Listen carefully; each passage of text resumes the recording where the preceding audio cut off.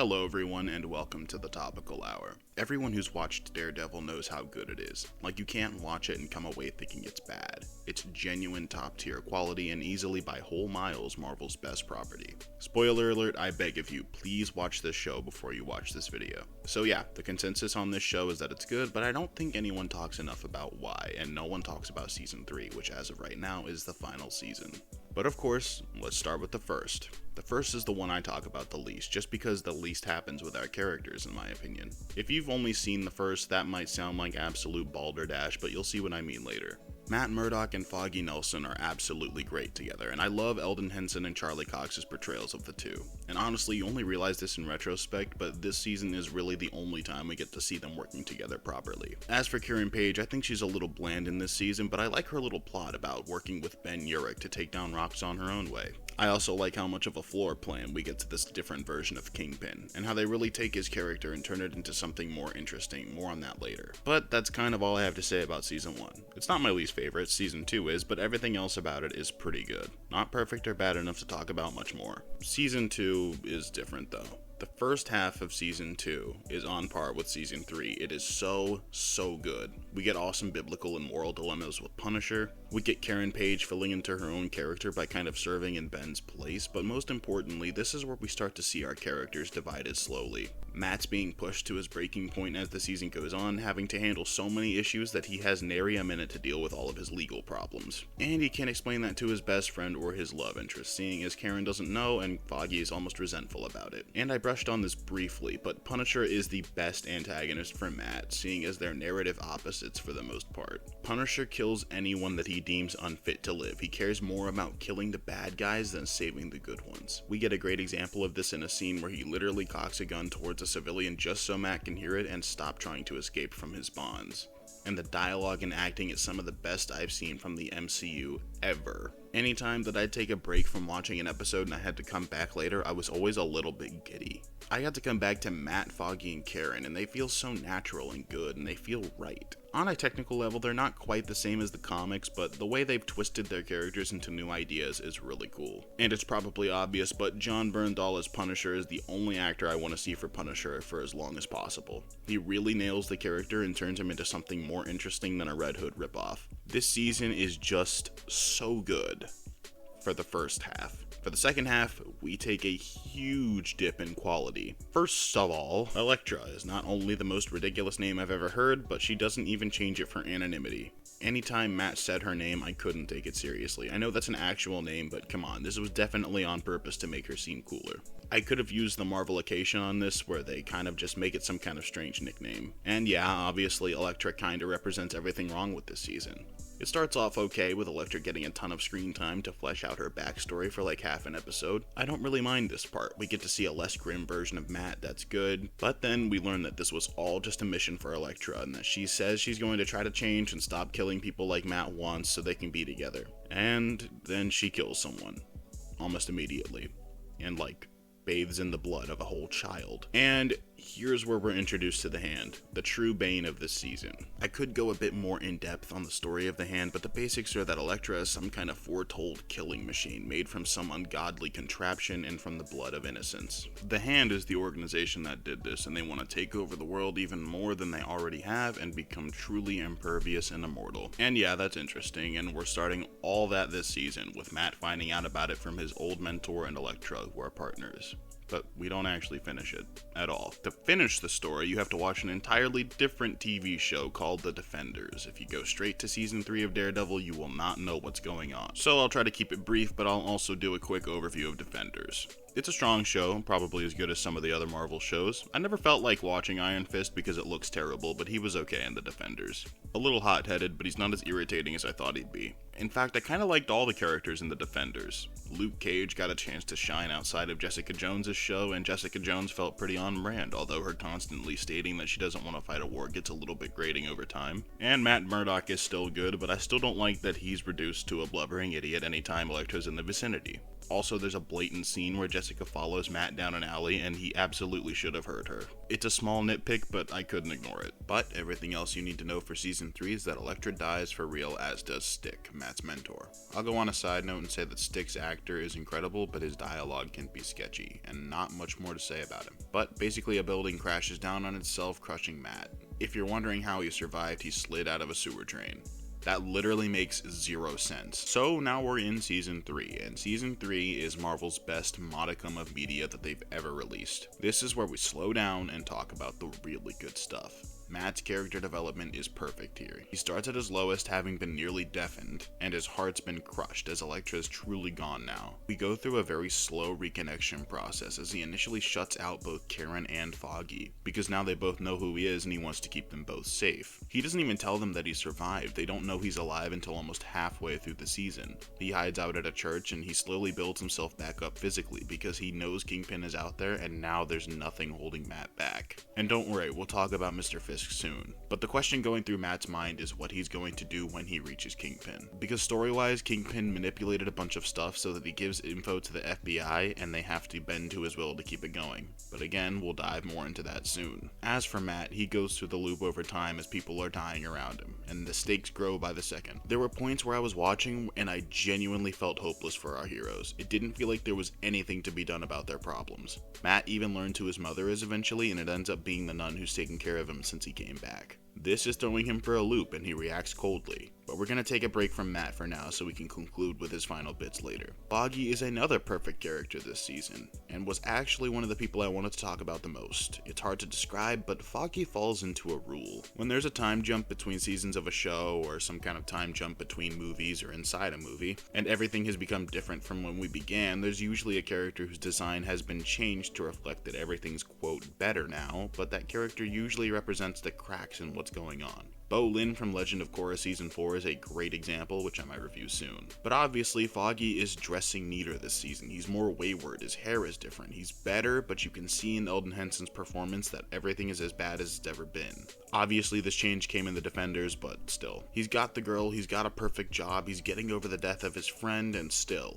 He knows what's going on with Fisk isn't right and he can't ignore it. And in a great scene in the middle of the season, he is so close to death that it made me afraid for him because so far the good guys have been nothing but punished. But he isn't, and he continues forward. This shows that he's probably the most noble character in the entire series and is such a far cry from where he started. But it also feels right in line with what we've been shown. It's a masterclass example of an arc. He started off as a character always telling Matt not to take charity cases and not go poking around where they don't belong. Now he's here, unable to ignore injustice even when his life is on the line. And then there's Karen Page, who I've never felt quite as attached to, but this season definitely changes that. Her story here is mostly similar to Foggy's, about finding a way to fight the blatant injustice with Fisk and the FBI. But we get almost an entire episode devoted to her backstory, and it really does let us in on who she really is. And it's truly great that Fisk hates her the most, and she hates Fisk as well, for what happened with Ben and Mrs. Fisk. I find Karen to be one of, if not the most grounded and human and flawed character of the show. Everything she says tells you that this person could be real. And now we get to the villains, starting with Fisk. He is so good this season. In the first, it was a lot more about showing his emotional side, but we're now seeing the Kingpin. He is so effective in every decision he makes, he is so calculating, he manipulates everything so well, and the best part is that there was no point where I thought that there was something wrong with this. This show has built his character to this point in the last 2 seasons, just waiting to fully flesh him into the absolute monster that this man is. The Kingpin is the Batman of villainy. No one ever mentions the fact that he usually doesn't have powers because that's not really the concern. It's his ruthlessness and his wit.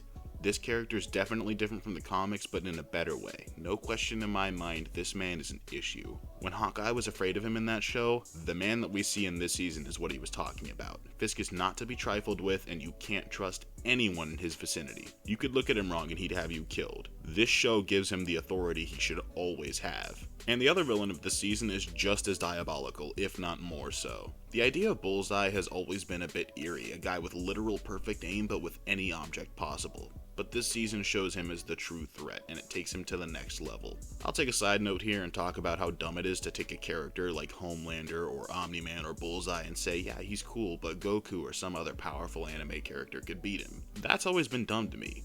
Homelander isn't even that powerful in my eyes, but what makes him such a threat is what he could do to other characters in his own universe. The exact same principle applies to Bullseye. He is single-handedly the most menacing Marvel villain I've ever seen on screen. He is a threat to our characters, and he is borderline unstoppable. Most of the time, when our characters encounter him, the only reason they escape is sheer luck.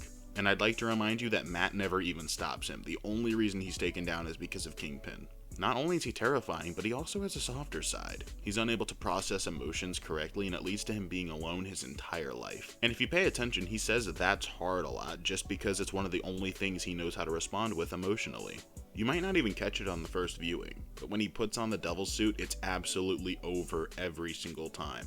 Easily the most horrifying villain on the show, in my opinion. But now it's time to talk about the MVP of this season, Agent Rahul Nadeem. I didn't really like Ray Nadeem at first. I mean, from when you're introduced to him, you know he's just a character you're supposed to feel sorry for. And that's kinda true. But Jesus Christ, if this character is truly tragic. As I watched him throughout this season, I was kinda waiting for him to die. When he was in court testifying, or on the way in the street shootout, or in the secret meeting with the higher-ups of the FBI. But no, we have to wait to watch him die. Throughout this season, he's probably the one character you'll feel the most stressed out watching at any given time. He's in the center of it all, and even if he made a few mistakes, he's one of the only people that I truly feel bad for. Besides Julie, if you know, you know. As the season goes on, we watch Ray slowly question himself and his decisions more and more, as everyone around him is either corrupted or killed by the Kingpin.